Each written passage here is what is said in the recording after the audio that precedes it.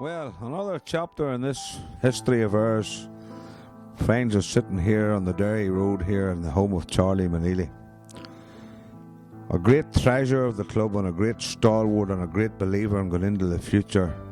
Charlie was in charge with the purse strings during the time of the great field development, but also the time of many carnivals to raise funds when the roads were short of money, and certainly was one of the men with the foresight to bring us to the financial position we were and needed to be at.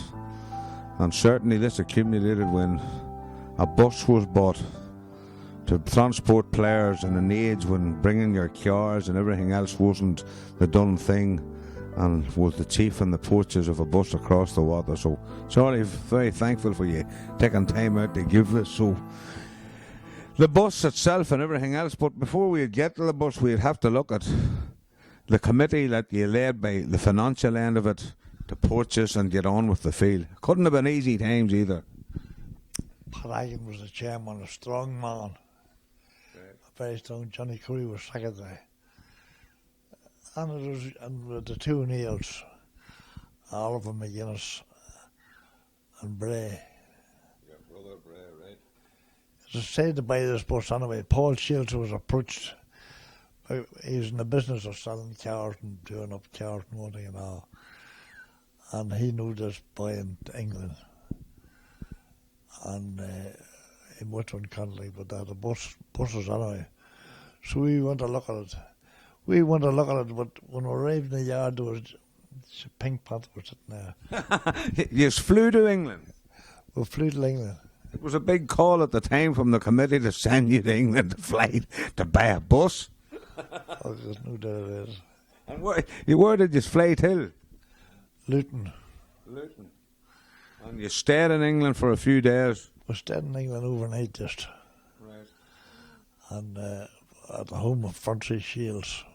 Oh, a relative of Paul? A relative of Paul. Oh, Paul. He was married to Paul's sister. Right, well. You just bought the bus in Liverpool, was it? Liverpool. We arrived in the bus, there was no question about it. She was the best looking thing sitting there. There was a dozen of buses. And the man told us to try one or two, but she was sitting, no doubt about it. And the £500 was on, and that's all the money he had to spend on her. So you went with 500, and you weren't prepared to go in. If you had been 600, what would you have done? Well, it was in home weather. But the thing is, she was the best looking thing there. So that caught you? That was it. She was 500 quid. So what way did you bring it home then? We delivered up the road to Liverpool. Right, and brought her home in the boat? Aye. And you landed in Brackaville with a pink bus like this, you were bound to take a bit of stick. Oh, I'm sure there was plenty said that time. I could mind what I said, but we arrived home were anyway. I think we were out the next day, or we arrived home and if I'm not mistaken, you can tell me wrong, you were on the first day. Me? Probably was. I wouldn't rule that out. Tell me this then, the money to get this bus, like you've worked hard, and especially as treasurer looking after though, like there's no banks or nothing at that time when you're, okay, you used the bank, but you're using cash. The carnivals that you've run, how much would they have made? It wouldn't have made too much, but what as much to take £500 to England was, Shield said that during the price of this bus was going to be around 500. Yeah. So we had 500. The price of two fares there and home again. Wasn't body as any money. Had it been Art O'Neill's time, you'd have paid your own road. But however, tell me this, with the carnival time, one night in particular, Johnny McAvoy in the band playing. You tell me there's a bad crowd. McAvoy was a man said, it didn't make a big pay last night, lads, wait on it. And he took a couple of hundred less than his fare than was agreed. But what he called said she had to get whatever money. Gloria, was it? No, he called it from Dunmore. Philomena Bigley, no? Philomena. Right. Philomena had to get every penny that was agreed. And then there was a stage when the marquee blew down. Marquee Blue Down. Shippings and Harry's. That's the lake beside the field, or he's more. Well, what way? You certainly things didn't look prosperous for you at that stage. They didn't, but I'll tell you what there was. Every man of the committee that was needed for help needed, they were there. No question or doubt about it. Fundraising at that time wouldn't have been easy. And at the times we live in today, you know, what we is working on, Charlie, the goodwill of the people of the area and donations, and, you know, you had come in to read up a bit of debt too from the time the field was bought. Hanging was in charge of the Sister Yale that road. You don't raise it night about the names and the money and everything else. And he appeared into Baldy with. Paddy O'Neill had done. That's right. And I think we got a winner, with £1,000 winner in it. On the kiss to get. Aye. But there was 200-300 for, you know, running it. You were paid for running it. Yes. Commission. That's it. Well, here, just on that, like, you know, times have moved on and everything else, and treasure of the day is banks and credit notes and invoices and everything else. But at that time, you know, traditionally as a club, we held our meetings on a Monday night. I think it was Monday nights at that time. Monday night was. A lot of angry men on Monday nights. Well, that was it. The 7 met up on Monday night. Magnificent. In fact, there was 8, I think, one. But I must say the people around the corner that will put out a draw that time, £50 a head on a house, every house in Brackaville.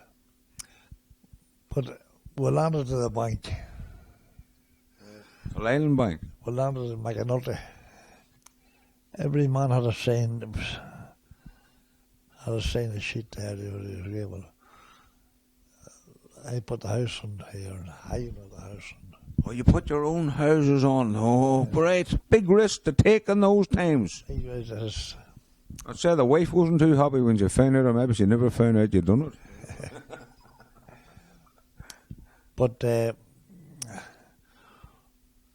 I made sense of McAnulty, there's no name to go in that there. Whenever there's no name to go in that there. Is there, he says, he was right about PR Duffy. He just get up the paper like it and he get it in the ball. Not like a bit of power.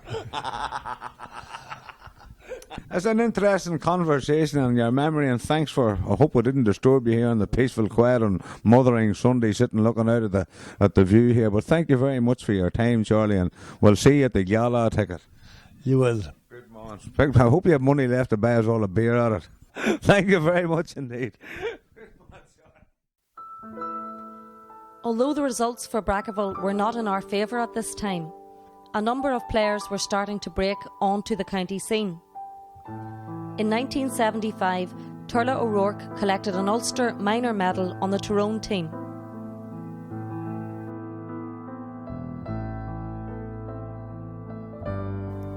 Then came the introduction of Cathal Maneely to the Brackaville senior team as a mere teenager. In the late 70s, whilst playing for Tyrone, Cathal won Ulster minor medals and went on to win an under-21 Ulster medal in 1980. In the late 70s, our club joined with Stewartstown Harps to form the St Albans team. Success came in 1982 with the winning of the Under-14 League. This team had the distinction of representing the club in the Féile in Cavan. One of the first Féiles, All-Ireland Féiles ever run was held in Cavan, and in and around that time, Sean, and you were over the team that went and stayed up round there for the Féile weekend. Give us a wee bit of information on that. Well, it was the very first Féile. Very, very, very, very first one. We stayed outside Cavan town with a team called Lara. And me and Cowboy and Mickey Hearn, but we went and I think went terribly well. We got to the knockout stages of it. There was people like John Talbot, Shimmy Wiley. Well, I would have to say, start off that we were amalgamated with Stewartstown. People like Shimmy Wiley, Fergal Logan. You managed him. Well, or he managed me, I don't know. But that's, and when Shimmy Quinn was another one. For Paddy Coleman, Don Mallon, the Talbots. Tell me this here, was the Pink Panther, one of its first journeys on the road too, and you just went in it to Calvin. Well, you had Calvin connections, so you knew the territory right and well. Didn't know that end of it so well, but I knew some of the people, but I didn't know. There was Paddy Bletford Calvin, we stayed with him. A good time to be involved as youth officer heading away on that first inaugural trip, like, and worthwhile and a big experience for the lads and yourself. It was great, there's no question of that about it. You too early to do it again? No, do it over again, God. Sean, thanks very much for giving up your time. While attentions were turned to the work on the pitch, the fortunes of the team began to take a turn for the better. The team contested the 1979 Junior Championship final, losing out to Moy 4-7 to 2-4, and went on that year to win the Division 3 league title.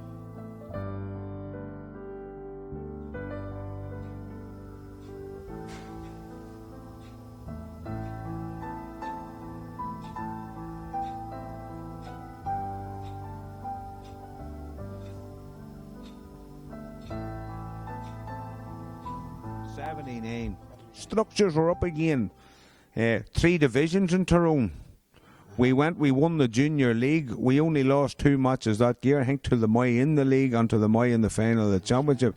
Had to be a good old time for you in the managerial role. Oh, it was terrific altogether. It was win all the time, every week in the paper there, top of the league, Brackaville. It was wonderful. Loved it. I even remember you been in hospital the week of the championship final and releasing yourself, you know what I mean? You certainly look like Mick O'Dwyer when you had a good suit on you in Dungannon that day against the Moy.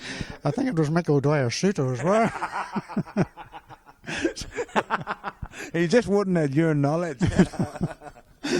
So it had to be great to win the league. Oh, terrific. It wasn't very nice getting beat in the final of the championship. But it was a big occasion for us. Oh, it was a big, massive crowd there. Through the 1980s, the Rose held their own in the intermediate grade. In 1982, the team had their first win over Nafena in competitive action.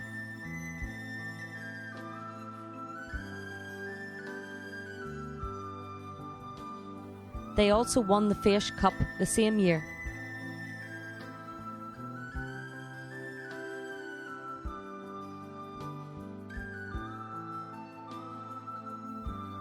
The reserve team won the Division 2 league title in 1983.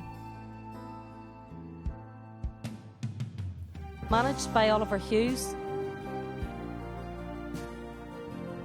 and captained by Liam O'Neill, the Rose dropped just 3 points in a terrific season, which included a draw with Coleiland Fena at Park Ivrain. On the last day of the season, they were presented with the League Shield. Also in the 80s, Tyrone won 2 junior titles in 1983 and 1986, with Martin Early and Jerome Bain representing the club on both occasions.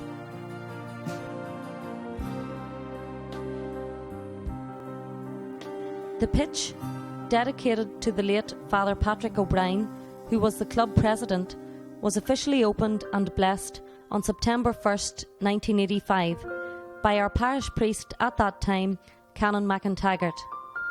This was a proud day for the Brackaville community, watching Tyrone and Cavan playing an inter-county challenge, especially as our club was represented on the county team by Cathal Maneely, Jerome Bain and Sean McNally, and with Sean Meenan and Tom Day as linesmen.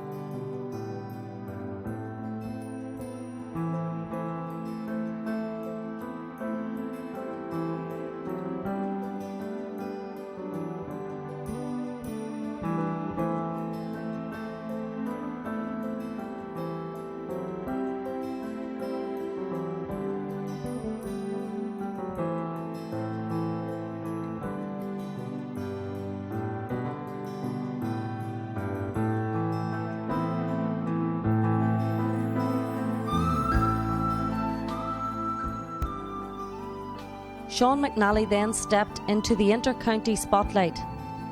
In September of 1986, Sean played in the All-Ireland final against a great Kerry team. Even though the result was disappointing for Tyrone, Sean played a magnificent game on the greatest day in the GAA calendar. In his county career, Sean won 2 Ulster Senior medals, 2 National League medals and an Ulster Junior medal. I suppose no interview would be complete, or no DVD collection would be complete without one of our most famous players. Sitting beside me here, a man, a native of Brackaville all his days, born and reared not far from the field, and certainly one of our most accomplished players at county level, representing Tyrone at all levels, winning Ulster Senior Championship medals, a couple of National League medals, Ulster Junior medals, played for Tyrone under-21s for 3 years and the minors for 3 years, and played for the rest of Ireland in '86, so I don't think the man needs an introduction. Well, Sean, you started playing, I suppose, on the St Albans team, which was an amalgamation of Brackaville and Stewartstown. You're only about 13 or 14, suppose, back in 76, 77, isn't that right? That's right enough. I was on the 16 team, joined with Stewartstown. That's right, on the 16 team. 77, I think it was. Well, you played out there. I think one of your first games was maybe out in Stewartstown, was it? Stewartstown, my very first game would have been with the minors out there. We played Moortown with St Albans Minors, so it was at that time. Well, then you moved on very rapidly into the senior ranks in around 78. That's right. I think my first game was again Drumquin up in Drumquin, 1978. The start of the year, so it was. Brackaville then that year were in promotion playoffs nearly for going up a division, but in 79 was a big year where Brackaville got to the junior final and won a junior league, and you played a major part as a very young lad in those times. You made out. Tell us about that year. It was a very big year for Brackaville that time, like for getting to the junior final. Just remember the whole buzz, like, you know, the whole thing was red and white, and a big day in Dungannon, like playing again the Moy, playing again our own cousin Plunkett Donaghy and Liam Donaghy and them boys. Like, it was a big day, you know. Of course, the result wasn't well, but as I said, we compensated for it by winning the league. But then a lot of years playing for Tyrone followed, like, and you had 3 glorious years as a minor and under 21. Give us an inshot into that.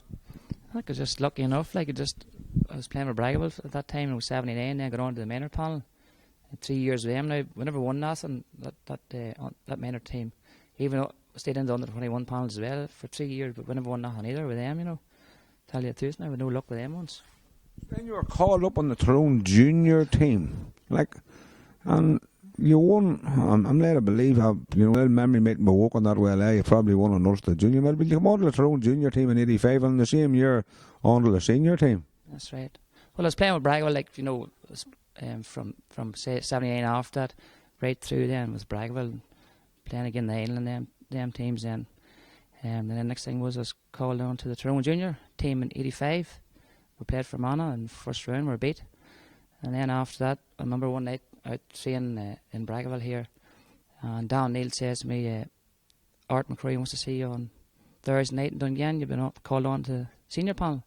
So that was September 85. Started playing with Tyrone seniors then.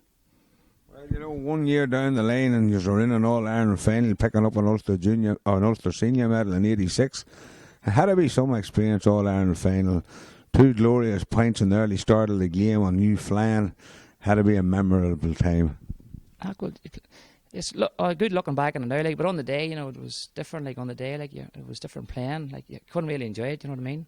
You had to go out and play football, like. But I suppose looking back on it now, it was a big occasion, like. But you know, I tried to get the big occasion let down, not, you know, take it easy, like. But it was a big day now. I remember talking to you some years afterwards, and you told me you were in the changing room before the All-Ireland final, and you could hear the crowd in the stadium, and you were nervous. And the way you played certainly didn't show as if you were nervous. Tell us about that.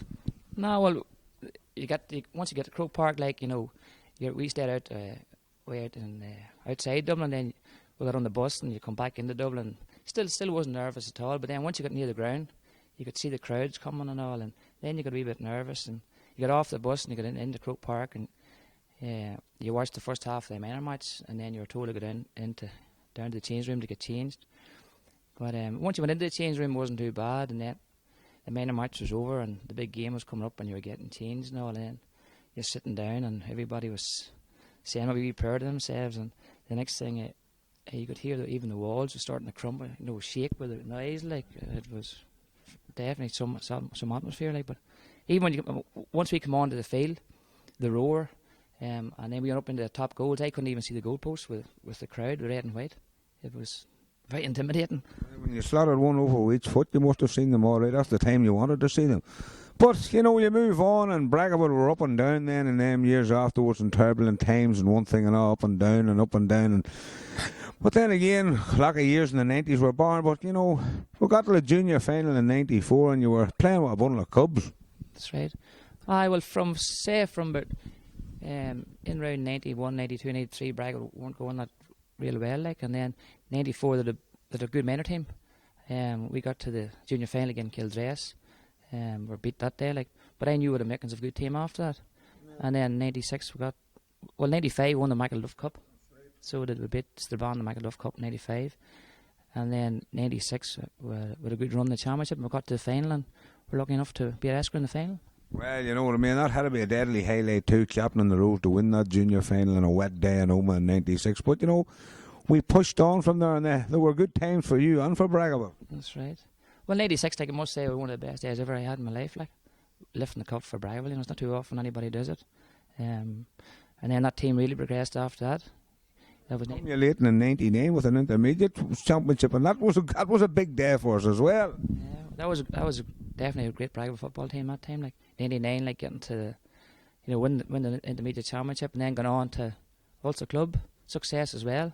The first day was a draw in the final, do you remember? That's right.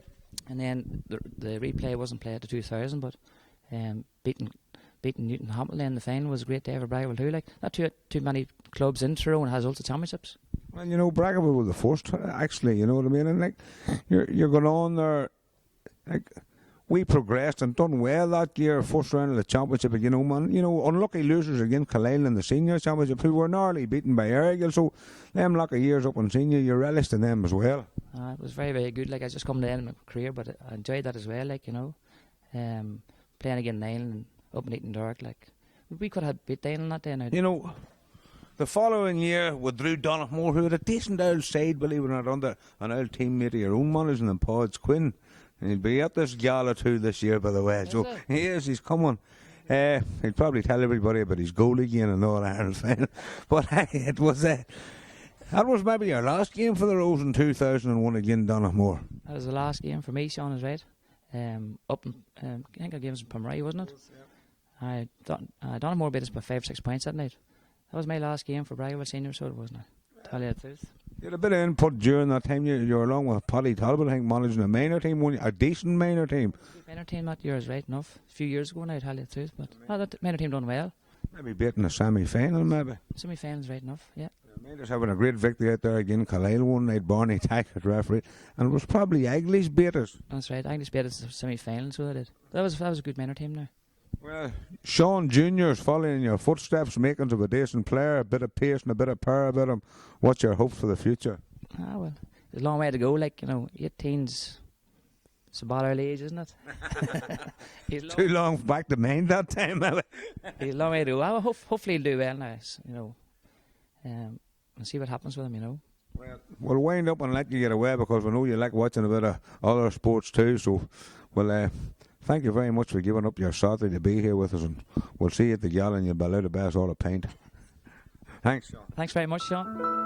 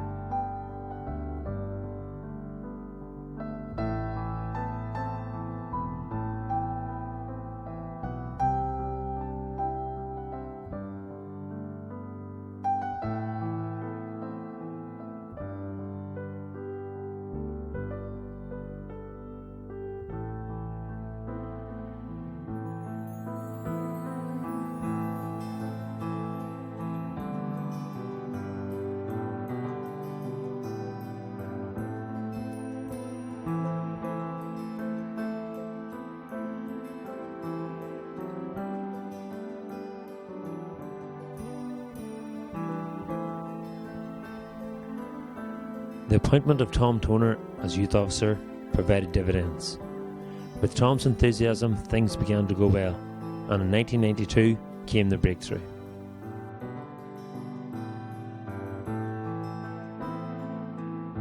Brackaville had a strong representation when in 1992 St Joseph's High School won the All-Ireland Under-16 vocational crown.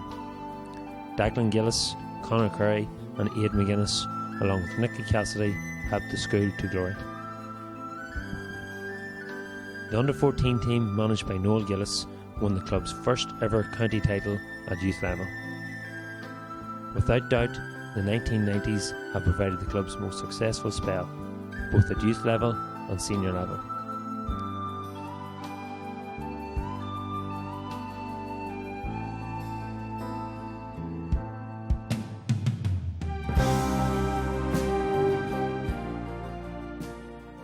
Well, Noel, as another youth officer in the club, giving his time up today to do an interview. Good old successful time in your era too, but again, getting youth teams on the road that time wasn't easy. No, it wasn't that easy now, Sean. Most of the work was done before I came on the scene. Like, a lot of work was done earlier with the like Tom Toner, Sean McGee and all. And then I took over as youth officer, but there's a lot of spade work done before that. Then that team that Tom started would have come on ahead and won the very first Under-14 league. That was an Under-14 game against Owen Rose. Declan McCross was playing for Owen Rose at that time. That was an Esker. We wouldn't need an Esker on. McCrossan was playing a big strong fella at the time, and Stevie Ferguson had to pull him down another time running through. But it was a good win that day for the lads. Like, it was their very first match, their very first All County League they'd won. It was a very important. It was the day that Mary Robertson, the president of Ireland, came to Carlisle, and I mean having to go to it and then going to the game late in Esker. But tell you one thing, it was one of the best games of football and one of the first that was videoed. It was a good time. Oh God, it was indeed. It's great to look back on it there now. It seems so many years ago, but the lads hasn't changed a pile since. It still is good. Oh, there's some of them still playing as well as they were at that time. Like, that match is not a replay and all, and it was a very good game of football now when you look back on it. Well worth the effort. Oh, it was indeed well worth it. Well, Noel, thanks for coming in and spending that bit of a memory with us anyway. In 1993, Martin Rafferty represented Brackaville on the Tyrone vocational team that won an Ulster title and were then beaten in the All-Ireland final.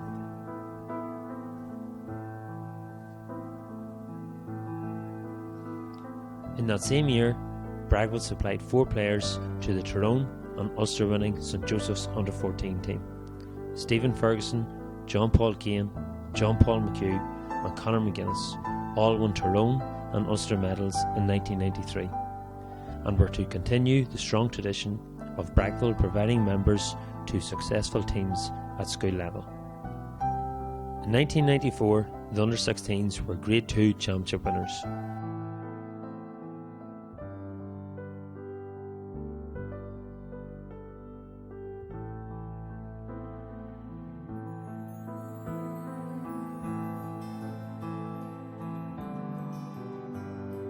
Also in that year, the minor team won the Grade 2 league title.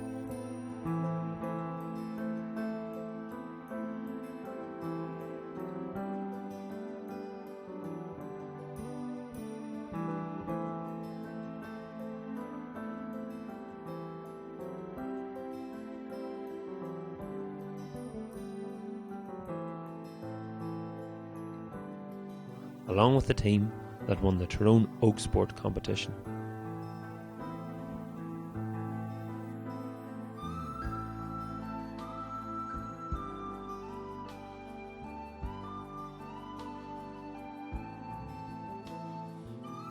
In 1994 was a big year for our senior team too. Managed by Noel Gillis and John Hughes, they reached the junior championship final, only to be beaten by a very strong Kildress team. The following year, our senior team won the McElduff Cup under the same management of Noel and John.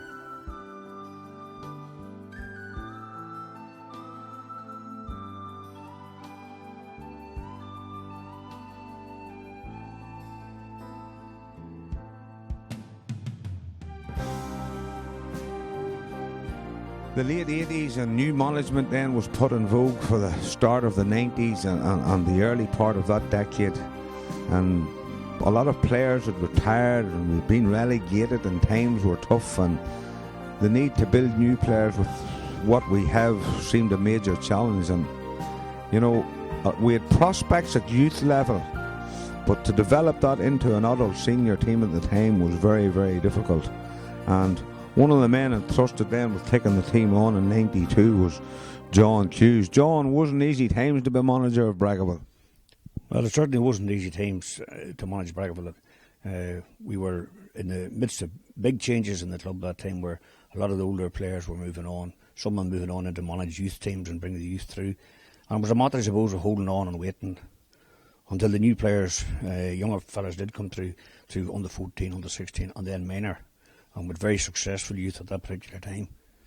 Well, on the front of senior football, it's certainly times were difficult, availability of getting players, and we were in the in-between period where you're too young or too old, and there was a lot of wheeling and dealing and phone calls and visits made to try and get two teams on a Sunday. Oh, it certainly was. Like you were going around begging men. It was back to, I don't know, you were begging men who were promising you and coming, and they wouldn't come, and you'd be standing at a coal-man's shop and you'd just be sitting there and you'd be looking down the road.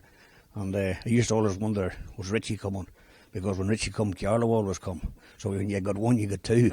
So it was a good way to start. But we always managed to field.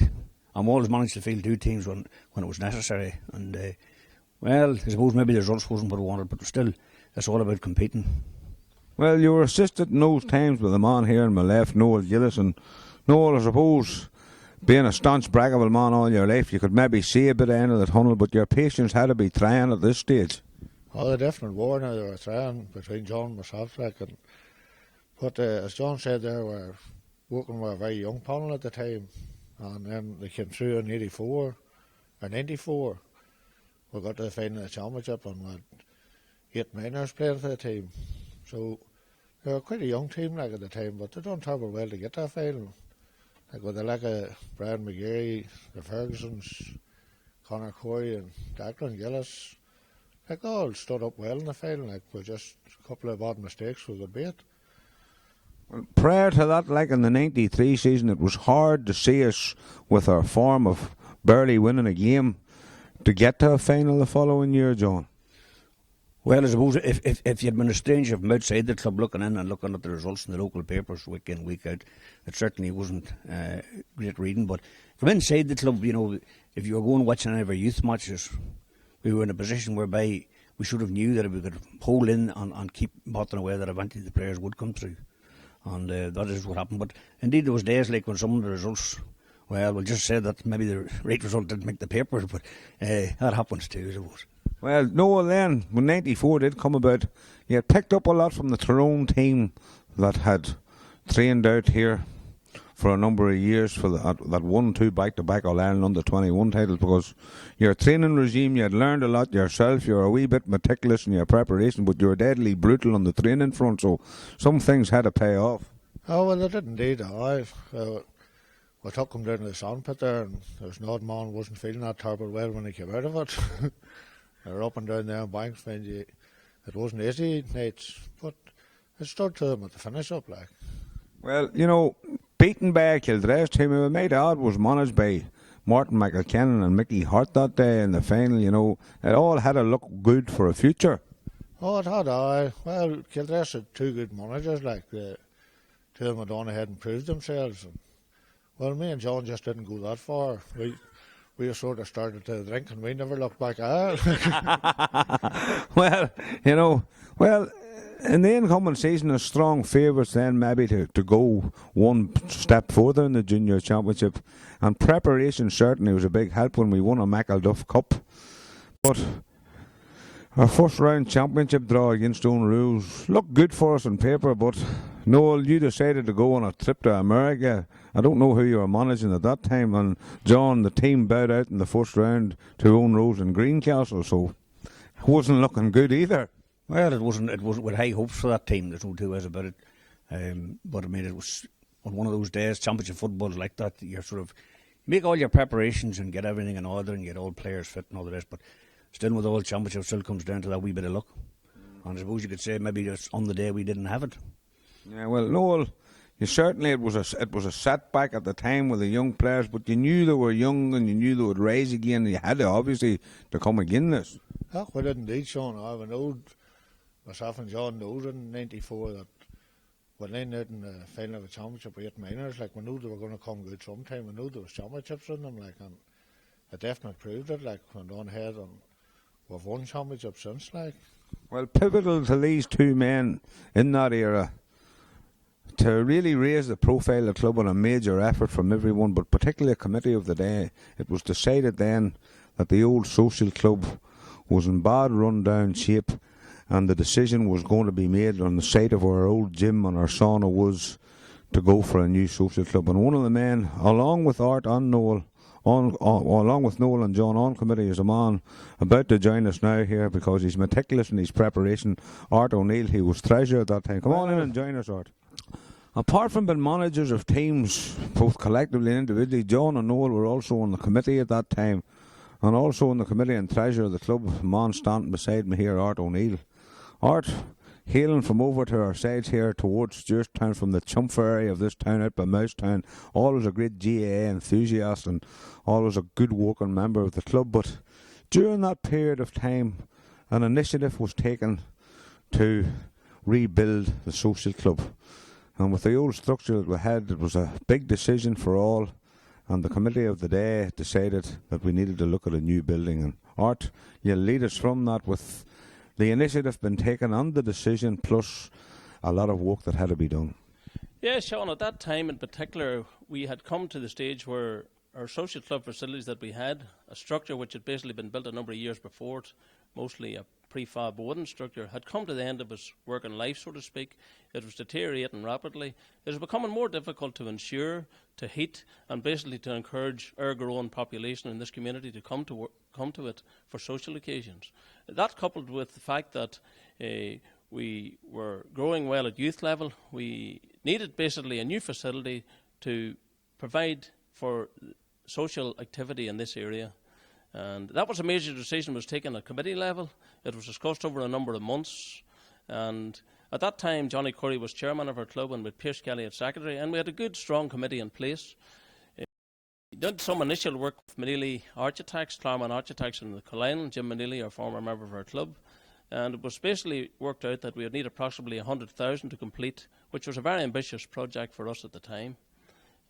One of our major fundraising activities to support this was a draw, a raffle.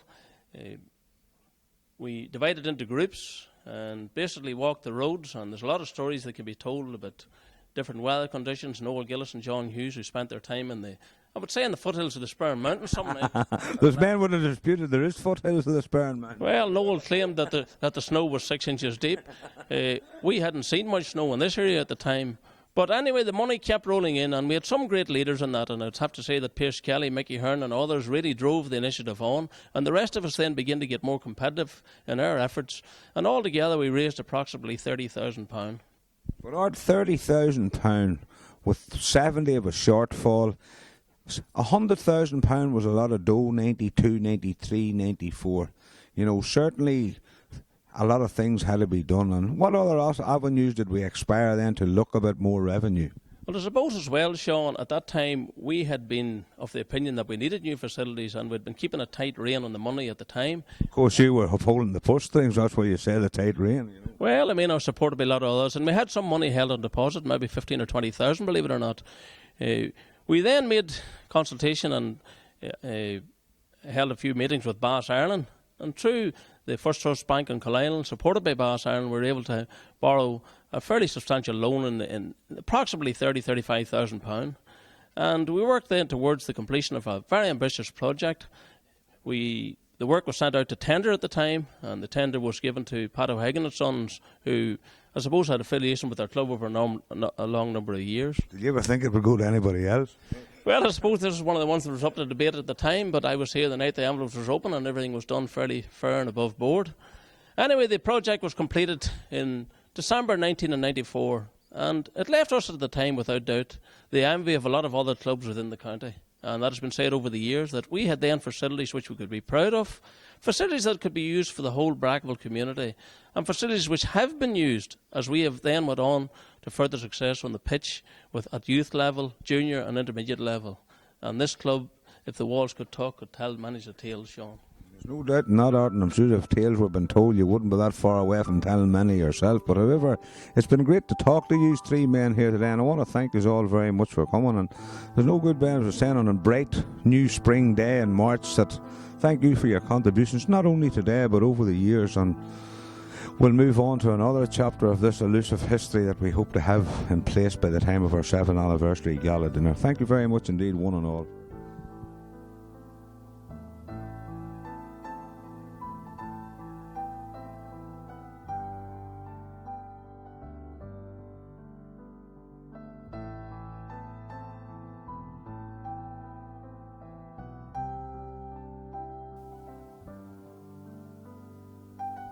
In 1996, John Early and Johnny Gillen were given the job as senior managers. These two men achieved great success that year by getting the senior team to winning the junior championship.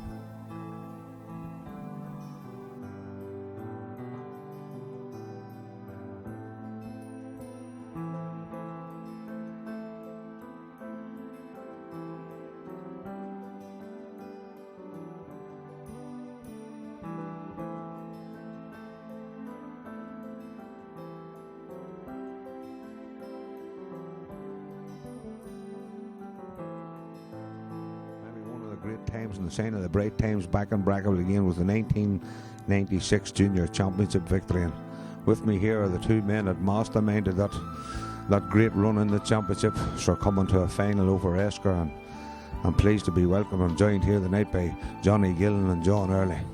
Johnny, 96 proved to be a pivotal year for the Rose, but a lot of hard work went in from early January to win the championship. That's right, Sean. I think the work began the Sunday that John and I met a panel of players. Incidentally, the average age of that panel of players was about 19. And we set our stall out that day. We called a spade a spade. We told the boys exactly what we want them to do. And as I said, there was no punches pulled. It was straight from the shoulder. And I think that was the day really that where perhaps maybe the championship was won, because we did get a tremendous response from all those young fellas. Well, John, an opening championship fixture against the Rock and Kildress, on the day that them seeds were sown, did you think, well, you just had your stall set out, but certainly Rock would have been a fancy side that day, but you overcame them, and did you believe then that you would end up lifting the cup that year? Well, the Rock, I wasn't really afraid of the Rock. The first round of the championship's always sticky enough. If you get over it, you feel a lot more confident. But I reckoned we'd beat the Rock handy enough if we played like anything. And the only other club I feared was Killyman. And I thought they were going to be the wee one. And once we were over them, I had no fear after it. Well, Johnny, after taking the Rock out of the equation, then you were left with Woods. A tough, sticky game against Owen Rose and Carrickmore, so take us through a bit of that. Well, this was the Battle of the Owen Rose, really, and in many ways, this was the best display that ever I have seen any Brackaville team give. At half-time in that particular game, it was a lovely, pleasant Sunday in Carrickmore. Sunshine was ideal for football, and at half-time we turned around 4 points down. It was 1-7 to Owen Rose up in the north and 1-3 to us boys from the corner. The final score, incidentally, was 3-15 to 1-7. Brackaville that day gave an exhibition of football in the second half, which was tremendous. It was football, pure magic. And I suppose we'd have to say, I don't want to pick anybody out in particular, but Sean McAnally that particular day, who was the senior member of the squad at 33 years of age, he orchestrated and manipulated. And those boys really turned on the style that day. We were complimented by county board officials and all that particular day. And the Owen Rose from the north were actually very much fancied for the championship that year. Well, Sean McNally had a shoulder injury, John, and you were, it's always reported at the time you were with him with Mrs. Shields, the physio, that morning. We were with a few of them in Mrs. Shields that morning. Sean in particular, he was the one we were worried about most. Brian McGeary had been there as well. But I remember well at half time, Sean came over and he just cut the hand and he just ripped the thing off, threw it in the ground. And that was it. Certainly, for as a manager, it was a way for a man to lead his troops. Well, it just lifted the rest of the players around him. And as Johnny says, some of the scores in the second half, well, you wouldn't see any better in a senior team. And we played brilliant. And that left the stage set for a semi-final match of the locals in a derby situation with us and Killyman and Donaghmore on the Sunday of the All-Ireland hurling final. Johnny, tough dire game, but hard fought. It was tough and it was there, is right, Sean, you know. But I always felt it in my gut feeling that we always were in command of this game. You know, I suppose, you know, looking back on it was tight, surely, and we ended up winning that game by 2-5 to 1-7 by the bare minimum. But the Killyman goal came more or less at the death. You know, it was a bit of a consolation for them. And while it was tough, enduring all the rest, and as I say, perhaps maybe we got the rub of the green. You know, we got a penalty, which Richie Devlin, the keeper, I think, got it, and Richie put in the rebound. You know, so having said that, was confident enough. As I say, we were confident at the start of the year, on that January, at the Sunday that we talked here at the start. This was what we set our stall out to be, and after Killyman, we were there. We were almost on the top rung of the ladder. Well, right at the final whistle and a few old miscellaneous left, the victory at Killyman. Not a sour taste for us, for I think we won the bottle after the match as well, but it left you suspended for the final. Well, I'll never forget, if I go back to that penalty against Killyman, I had just taken Eddie Larn off. Eddie Larn was our penalty taker. And I can remember turning around in my hands like that and said, Jesus, I've took my penalty taker off. Malky Timlin was standing outside the bar and said, don't worry about it, you'll get it. So Richie took the penalty and, well, she finished in the back of the net. But you could have beaten him around the field, I wouldn't give a damn. That's just the way I felt. Obviously, forgot about your early boxing prowess at the end of that, but you stood suspended for the final. But I didn't. Now, for the final, I feel similar to just tonight. The stomach's rumbling with this here. And well, I stand beside Richie, two of us clawing the wire and biting our nails, that sort of thing. But I wasn't worried. I knew we'd win it. I knew the way the fellas were in the dressing room, I didn't have to say much. If you're going to say too much, we're going to stop them. And the way they were round to go. And it was just up to them. As Johnny probably tell you, there was very little came in over the wire as to what he had to do. Near the end, we made a few changes, but the game was won. Never doubted it. Well, Johnny, Oman County final day, you know, in the rain, a goal rush, as I said at the time, the heading in the Irish News on Monday was goal rush, rocks, Esker. How confident were you? We were always confident, Sean, you know, because we had to transmit that feeling right down through these young men, you know. It was a question of motivating these young boys and giving them the confidence. And if we weren't confident then, you know, there was a danger that they wouldn't feel confident. We were confident from, as I say, from the beginning of the year. There's men in this club that we told we'd win the championship before we kicked the ball. And as they say, goals win games. That particular day we scored 4 goals. 4 goals and 5 points to Esker's 10 points. We never were in any doubt. It was a pleasant for each and every one of us, you know, to watch Sean McAnally lift aloft that cup. Well, it also had to be pleasant for the two of you from taking on the team. Noticing, as you said earlier, a very young side and a lot of confidence had to be installed in them, which you seemed to get out of them. Well, we were delighted, I suppose, as I said, we had taken the first step. You know, this was the start of a great era for Brackaville, you know. I suppose if there was a disappointment in it, you know, we would have liked to have taken them the rest of the way. However, that didn't happen, and good luck to those that did. Well, John, I suppose, culminating in that final victory, like, you know, I made the cavalcade down through the town and everything else, but, you know, there had to be a lot of satisfaction in it. There was a lot of satisfaction. Like, we're pleased for the lads. Always knew they could do it. And as Johnny says, like, we coaxed them along, and they were an easy squad to work with now. They knew what they wanted themselves. And really got 2 trophies that year. So we did. We got the wooden spoon before the league was halfway through. But thanks for whoever sent it, because it was the biggest motivator of the year. Well, motivation can come in many ways, and certainly wooden spoons at times when they're sent certainly motivated this team. I want to thank both of you for giving up your time tonight, and certainly them bunch of lads in Brackaville that won the championship in '96 and that were nurtured along for the following year to lead up to the win of an intermediate and an Ulster Intermediate Championship. Oh, a great debt to both of you. Thank you very much indeed. At the annual dinner dance in 1996, the surviving members of the 1940 championship winning team received their medals. The former president of the GAA, Mr. Jack Boothman, made the presentation. These are some of the men who received their medals on the night.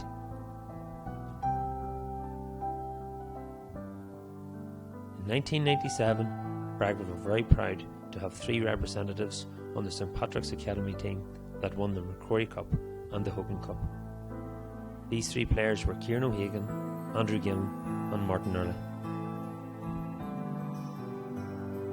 In 1998, the Brackaville minor team were the Grade 3 league champions.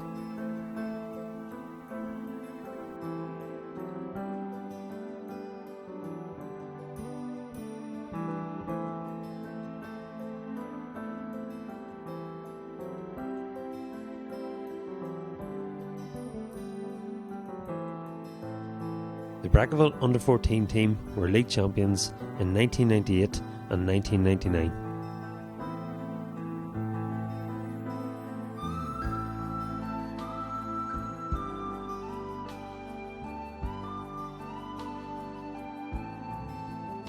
In 1998, Alan Fox captained a St. Joseph's under-14 team that won a Tyrone and Ulster crown. Included in that team were 2 other Brackaville players, Paul Day and Patrick Early.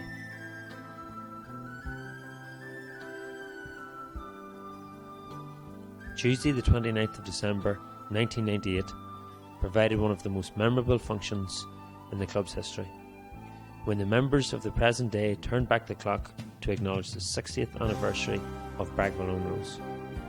Never before had so much nostalgia been gathered under one roof from surviving members since 1938. Like Eddie Early, Charlie McNally and Seamus Brady. Right through the ensuing years, memories were revived and played all over again. Star of the 60s, Jim Morgan, had the honour of collecting the first Jubilee Award as goalkeeper, with Oliver McShane, Pete Carr and Peter Toner, who were jointly awarded the full-back position, and Bryson Gillis at cornerback. Francis Taggart, Alfie Hughes and Collie Ferguson completed a fine half-back line, with Barney Corey and Seamus Graham at centre field.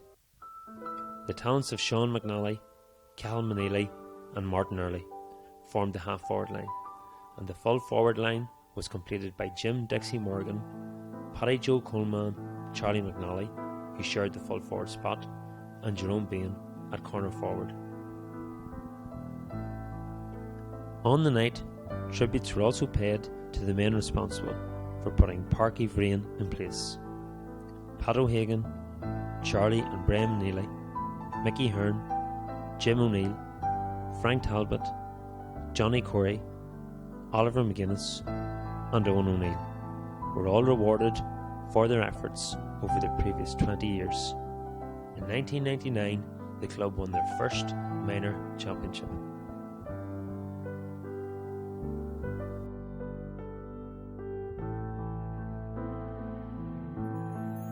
Right, we're coming up to speed now, and we had a send for a man who's away in pilgrimages in all counties at the minute, but he's made it down here today to give us a while, and a man that was spoke to earlier, Brian McGeary as well. Collie, I'll start with you. You come in, youth officer, big job at the time because the whole structure and all was changing. The Child Protection Act was coming in.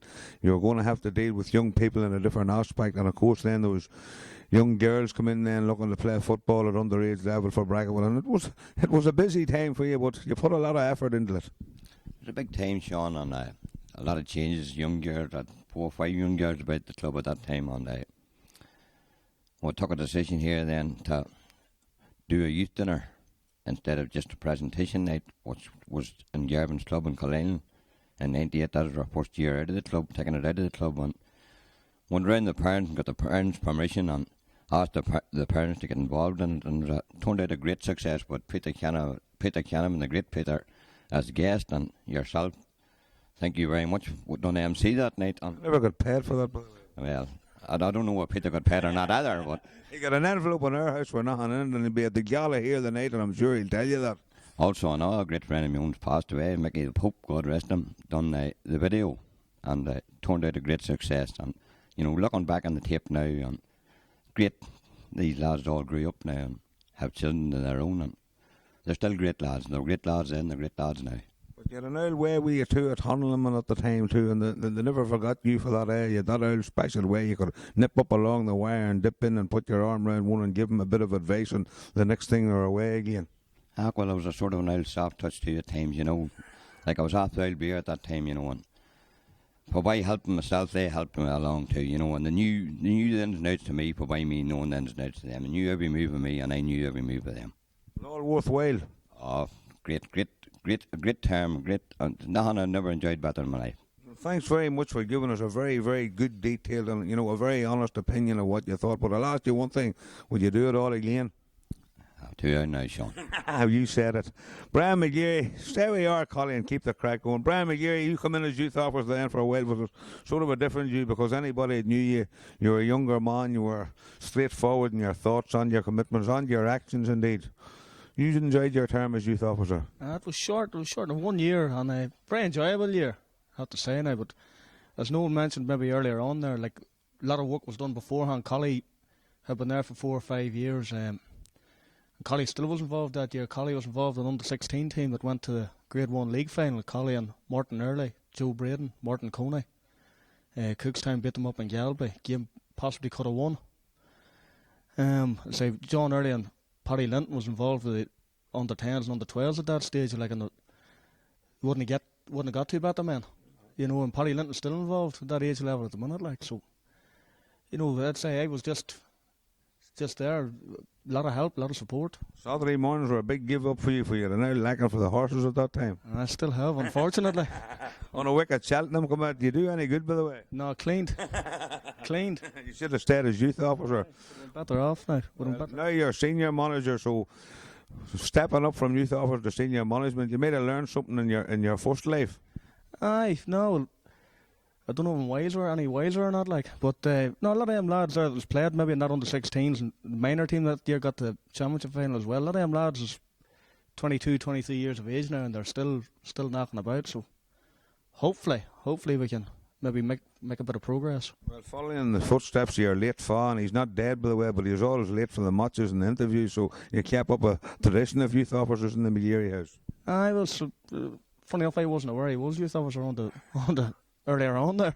If you hadn't have been told, you would have heard about it. I definitely would have been mentioned. Well, here we're not. No, thanks very much, lads, for giving up your time today. Okay.